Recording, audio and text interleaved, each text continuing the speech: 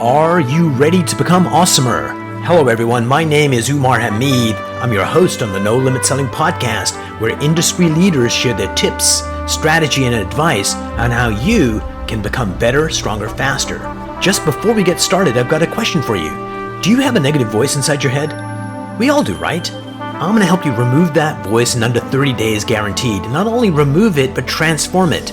So instead of the voice that sabotages you, there's one that propels you to much higher levels of performance and success.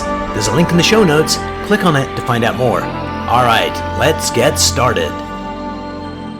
Hey everyone, welcome to another episode of the No Limit Selling podcast. I'm your host, Umar Hamid, and today we have Stan Wyner here with us, and he's going to talk about positive intelligence. And maybe you got a little bit of positive intelligence, but tell me what that means, Stan. Welcome to the show. Thank you, Umar. At its most basic, positive intelligence involves what's called mental fitness. And that simply is one's capacity to respond to various stimuli or things that happen in our life from a positive mindset or positive frame of mind rather than a negative. And it's based on extensive research involving both neuroscience, linguistics, and general coaching. So Stan, it seems to me that there's another field that's very closely related. It's called positive psychology. What's the distinction between positive psychology and positive intelligence? Well, I'm not very familiar with what positive psychology is, but positive intelligence, as it's applied, how I use it, and the program that was founded by a fellow named Shirzad Chamine, think of it as an operating system through which you can use mindfulness, any kind of Zen thinking, perhaps positive psychology. It's much like you might have an operating system, Windows, or a Mac OS on your computer. You can use that operating system to make effective use of all the different applications that you might want to use. And the training involved with having a client use positive intelligence is that it gives us a framework by which to keep the negative thoughts that are inherent in our mind from affecting how we respond to stimuli. So it seems to me that you were talking about earlier experiences that human beings are meaning-making machines. And when something bland is happening, we make no meaning about it whatsoever. It's like we don't care. But if there's a lot of emotions attached to an event, then we inherently make meaning out of that event. And if it was a negative event, there's negative emotions. And some of the meanings we make are, I'm not good enough, or I'm a failure, or I'm a fraud. And if the event was a positive event with lots of positive feelings, oftentimes we'll go, man, I'm fantabulous. So is that what we're talking about, those pivotal moments in our upbringing that sometimes set the tone for how we see the world? Yes, that's a great summation of what it is. What positive intelligence enables us to do, however, is to compose our thinking before the negative impact of an event can happen. The terms that we use in positive intelligence are the SAGE, which is that part of our brain that allows us to use positive thoughts and actions, and what we call the 10 saboteurs. And we're born with the 10 saboteurs. They reside in our brain, in the reptilian part of our brain, and their original intention was to allow us to survive long enough to procreate. Yes. They were very helpful for that. And as newborns and as infants, we use those same tools to help us survive. They tell us how to attract the attention of our mother. It tells us how to do a lot of things that we need to do until we can become thinking ourselves. All right. So give me one of those sabotage strategies. What comes to mind first? And then let's take a look at how it helps us in evolution to actually get what we want. Be glad to do that. Let me go talk about the SAGE perspective, which is the foundation of all the stuff that we do. Mm-hmm. And the SAGE perspective says that any situation can be converted into a gift and an opportunity. Okay. And in my own experience, once I embraced that concept, it changed the way I dealt with everything in my life. And that's been the experience of my clients as well. Saboteurs tend to make us think of situations as this is hopeless. I'm never going to get this report done on time. Nobody else can do it as well as I can. And those are examples of the hypercritical and perhaps the victim saboteurs, 2 of the 10. All right. So you said that, those 10 saboteurs helped us in evolution and survive. So how does that negative thing, how did that help us survive? Well, think back to when we were living in caves and we had to venture out to find food. Mm-hmm. We had already discovered that a particular tree had food that was good for us as an individual and for our little family. But we also had to develop an awareness that if we saw the leaves of that tree moving, that it might be an animal looking to eat us like it ate Uncle Harry 3 weeks ago. Right. So that awareness, the saboteur's survival function is don't go near that tree, even though it might be good food and might make you healthy and live better, because there's a 1 in 100 chance that what's behind that tree is going to kill you. All right. So what are the other 9 saboteurs? One is victim that we covered. Yeah. The master saboteur we call it the judge. And examples of that saboteur working are for instance, for me, I used to judge my colleagues as to what their value was to what I was trying to do. Right. This one is no good, can't be organized, and most of the time the judge beats up on ourselves. There are 9 accomplice saboteurs that work with the judge. One is the controller, another is the stickler, another is the avoider, one of my particularly strong ones. The hyperachiever, there's the pleaser, the victim, the restless saboteur, and the hypervigilant saboteur and the hyper-rational. And each of those works within our mind with a series of lies. It helps with this concept to think of these saboteurs as actually living in our brain. Of course, they're not creatures. They just happen to be ways that we think and react to stimuli in our lives. Right. So if I was, let's say I had the sage, and do you remember that movie Dumb and Dumber? Yes. So there's this one scene where he's trying to hit on this woman and she's basically saying, I'm not going to date you. He goes, well, what are my chances? 1 in a million. He goes, oh my God, I've got a chance. Like that's the sage, right? Saying, hey, I'm looking at the positive rather than the negative. Yes, exactly. So the gift and opportunity was in meeting her that he did have a 1 in whatever chance that she might go out with him. So tell me about one of your clients, don't name names, but tell me of one of the saboteurs they had and how you got them to let go of that saboteur. I had a client that was a chief executive of a business, and it was a fairly successful business, but recently had run into some situations, some headwinds, if you will, that was affecting the performance of the business. He succumbed to his judge saboteur, who was telling him that he was an imposter. He wasn't really good enough to lead his company through these challenging times. And the fact that he started the company and got it to be a very successful company didn't matter. That was all a charade. It was just luck. Sooner or later, they're going to figure out, I don't know what I'm talking about. Yeah. And it really started to affect him, not only in the work environment, but at home. And his daughter said to him one day, Daddy, why are you so sad all the time now? And he literally broke down crying. He and I talked about what was going on, and we applied some positive intelligence to looking at what really was getting in his way. Right. One of the saboteurs getting in his way is the one that we name the controller. And that's an anxiety-based saboteur that says, I have to take charge. I have to control the situation. I have to make people do what I tell them and what I want them to do. And clearly, as a CEO and as a successful CEO, that was not going to work for him. But the saboteur kept saying to him, without me, you can't get much done. So you need to push people. And if you don't get the control, then terrible things are going to happen.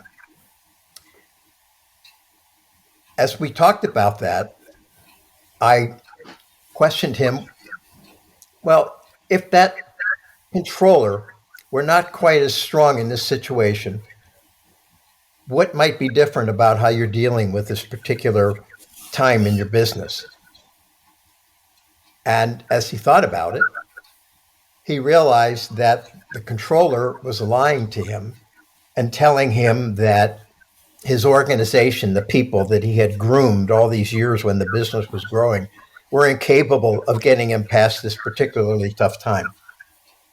And when he stopped and thought about it, just paused, he realized himself that that was absurd.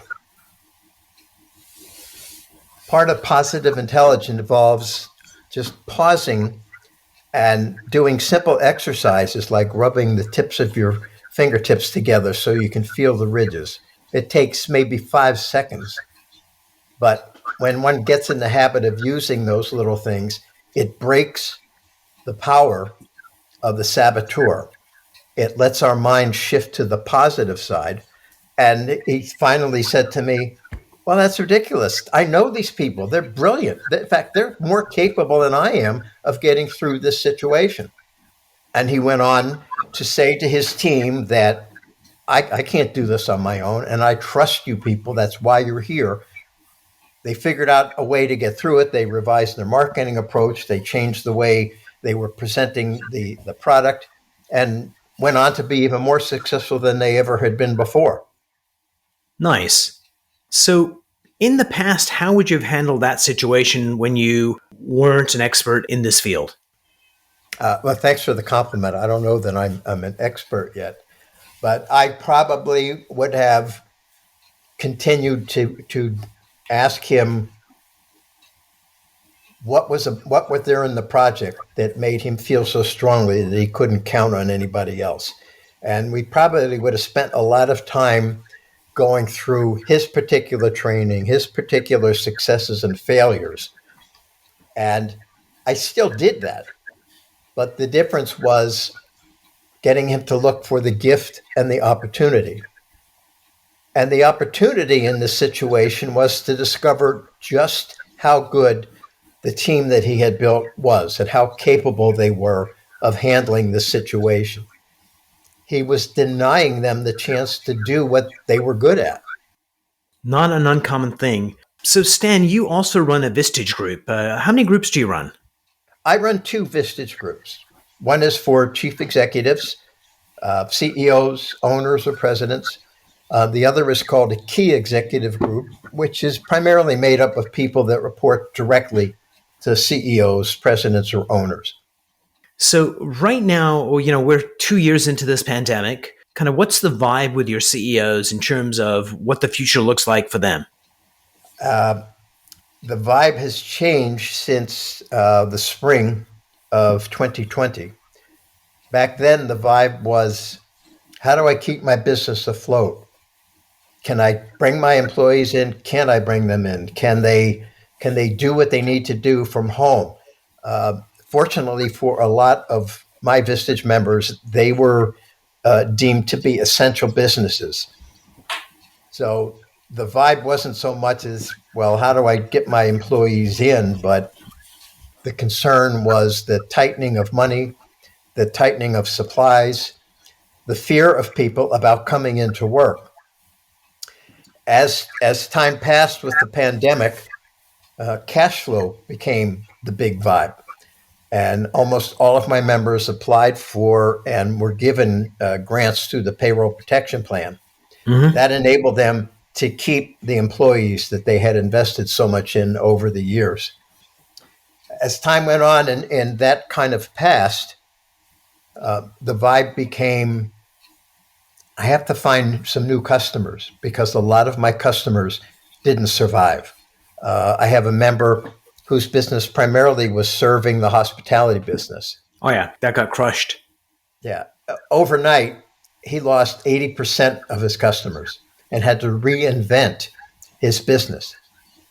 So, in a Vistage group, which is a private peer advisory board in a confidential environment, we meet and help one another to answer questions. And we do it in a way without a hidden agenda. So, when this member came and presented his challenge with how do I keep my business going when 80% of my customers were gone, there's a process that I use as a professional facilitator that involves having the other members ask open-ended questions, the kinds of questions that nobody else would ask a member. If it's your family, they don't want to hurt your feelings by asking a difficult question. If it's your employees, they don't want to ask a question that you might think is a stupid question. Yep. And we then use these open-ended questions to get the person to think about the situation in a different way. It's almost like in the cartoons when you see a light bulb go off above somebody's head. Right. And the typical reaction is, I never thought about it that way. And What's then we go on interesting- to make suggestions to help that person. One of the interesting things is a lot of times when people ask questions, they've got an embedded answer within the question and they're trying to direct the thinking. And that's where your job comes in as facilitators. Say, you need to ask purely open-ended questions, not ones with agendas attached, because it's a human need to, especially for CEOs, to tell people the solution. And the best gift you can give a fellow member, is to get them to get a different perspective on the situation so they see the most strategic, effective solution. That's a great point.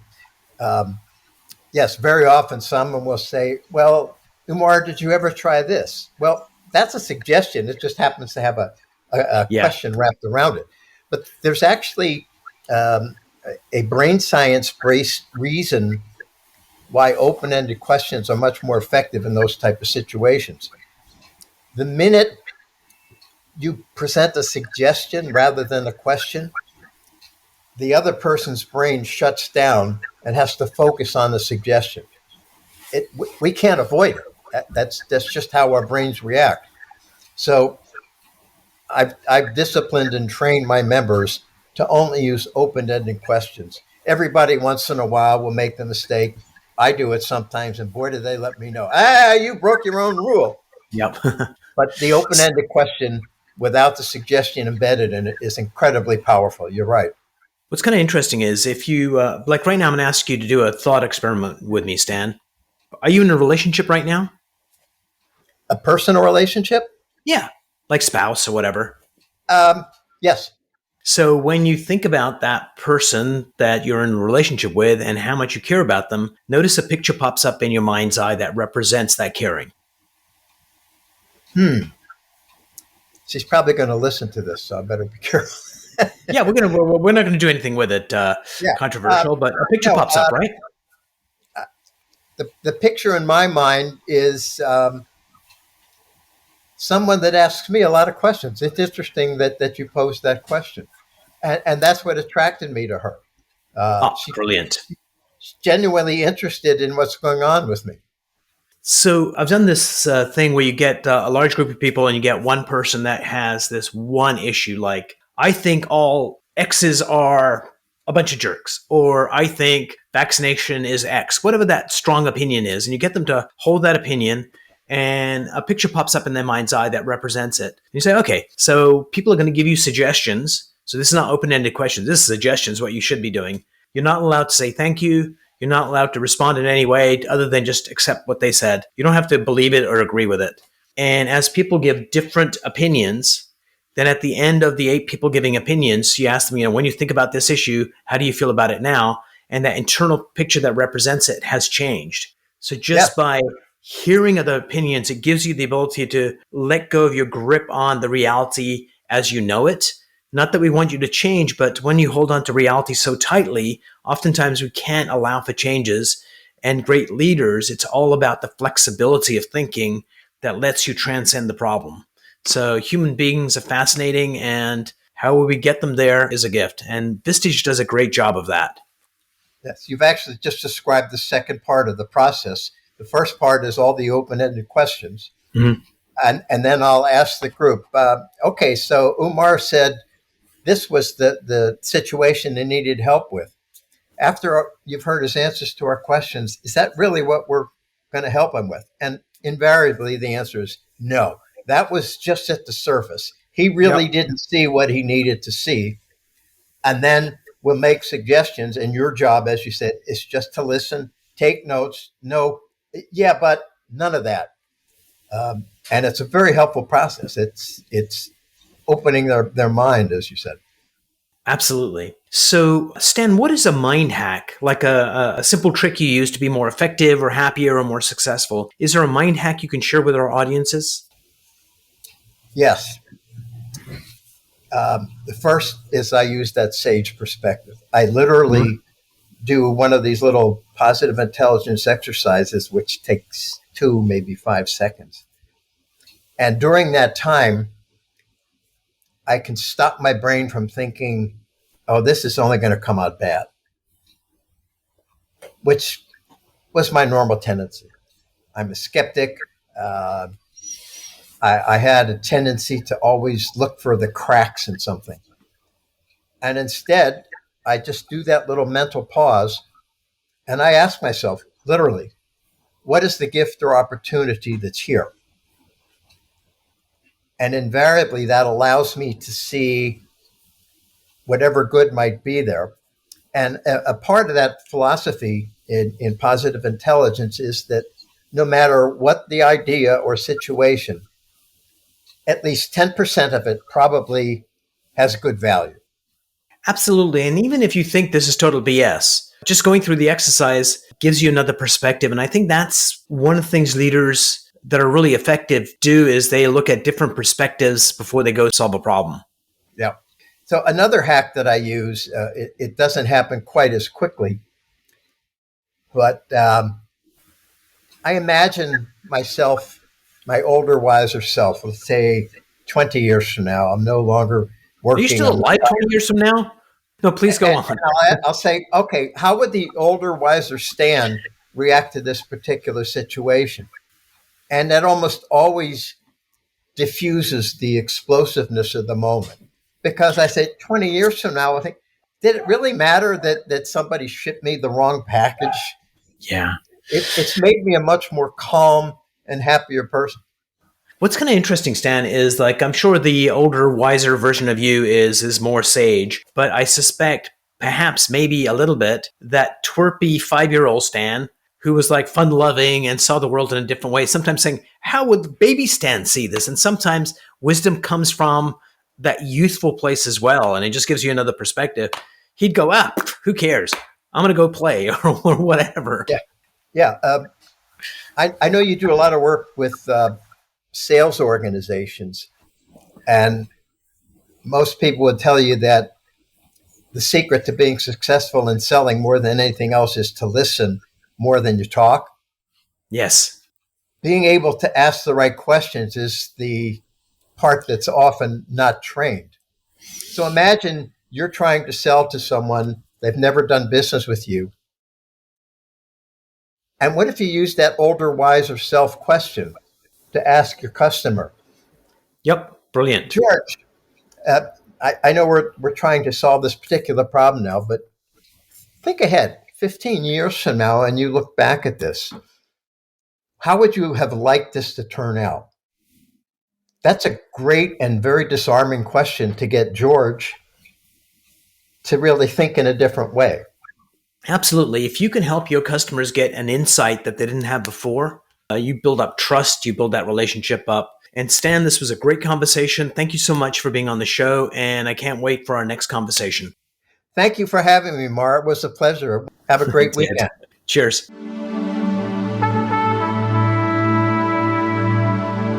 If you enjoyed this episode, please go to iTunes and leave a 5-star rating. And if you're looking for more tools, go to my website at nolimitselling.com. I've got a free mind training course there that's going to teach you some insights from the world of neuro-linguistic programming, and that is the fastest way to get better results.